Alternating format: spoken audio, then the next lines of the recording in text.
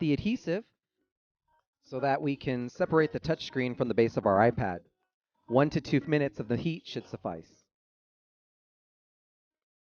Let's grab our plastic opening tool to begin our entry into the iPad. We are going to work at the touchscreen edge where it meets the bezel of the iPad to begin our separation. Once the plastic opening tool begins to separate that touchscreen slightly, we want to work ourselves around the iPad, trying to open up that separation around the entire perimeter.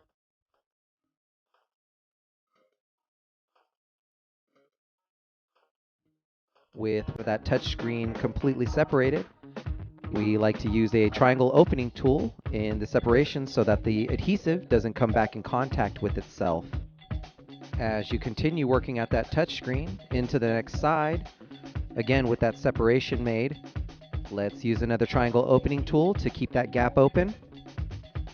While working on the touchscreen, let's be mindful of the ribbon cable that's about 2 inches from the bottom on the left-hand side of the unit. Let's be careful around this area so that we don't cause any irreversible damage. Again, continuing all the way around the unit until we've got separation on all 4 sides, leaving triangle opening tools in the gap to help keep the separation.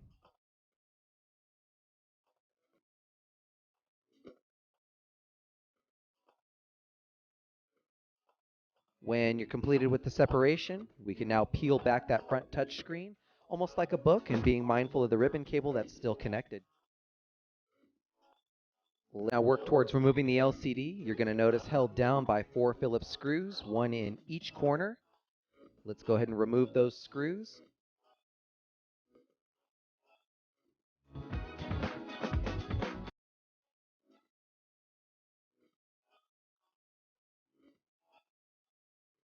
With our 4 screws removed, let's lift the LCD up and out and gently rest it onto the touchscreen.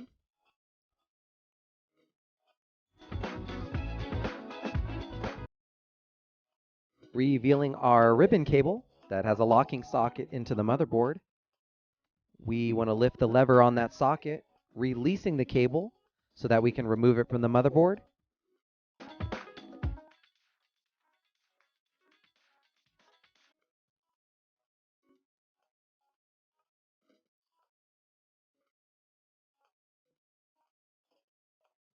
And now completely remove the LCD from the iPad.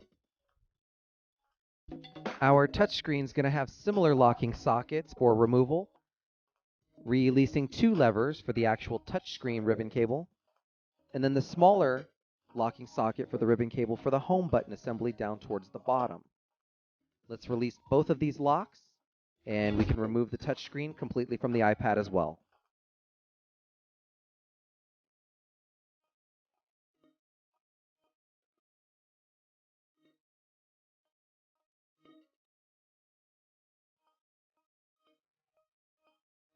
Before we can get to the Wi-Fi antenna, we need to first remove the dock port assembly. Let's begin by removing the black sticker that covers the dock port assembly connection at the motherboard.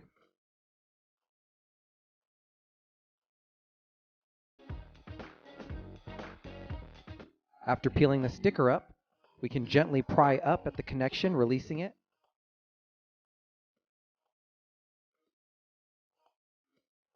We have 4 Phillips screws that are securing the dock port into the bottom of the iPad. Let's remove those.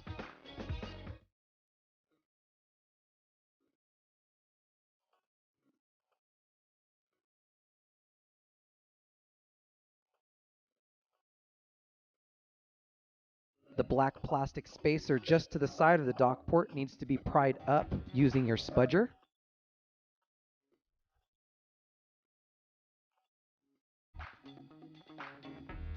And with that spacer out of the way, we can go ahead and maneuver the ribbon wire as well as the dock port out of the iPad.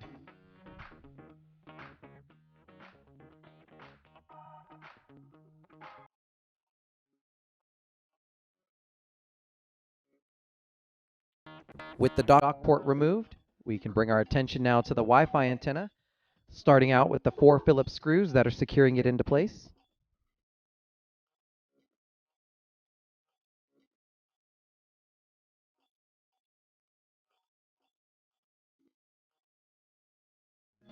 With our screws removed, we can peel up the Wi-Fi antenna from its secured location with a small amount of adhesive holding it down.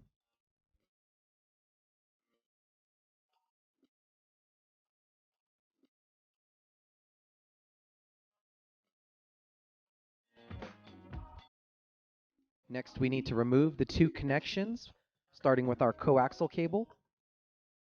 And our next connection for our speaker assembly, let's go ahead and pry that up.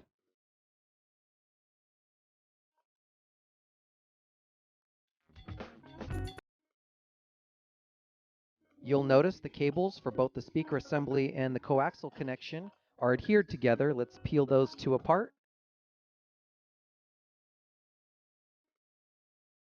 And that'll free the Wi-Fi antenna from the iPad for our replacement parts.